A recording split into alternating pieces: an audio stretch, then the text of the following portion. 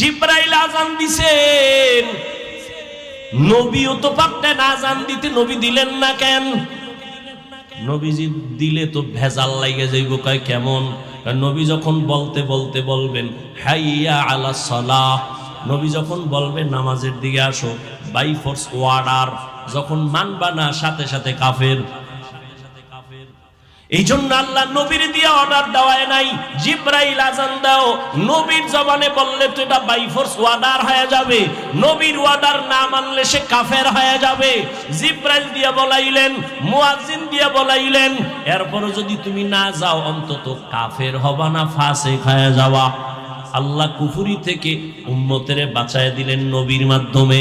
আজান নবী দেন নাই, এবার নামাজের ইমামতি রহমতের নবী করলেন। সব নবী রসুলের পেছনে নবী আমার ইমাম, ওখান থেকে আল্লাহ নবীরে ইমামুল মুরসালিন বানায় দিলেন।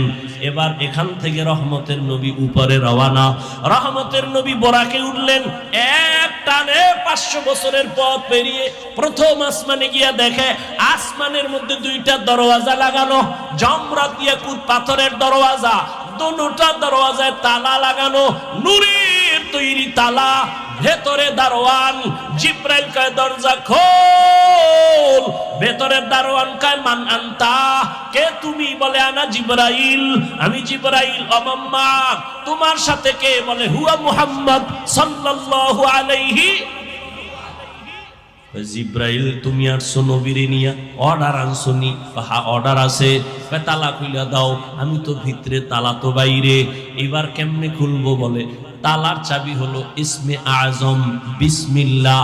রহমতের নবী বলেন আমি বিসমিল্লাহ বলে তালায় স্পর্শ করলাম, দোনো দরজার তালা খুলে গেল।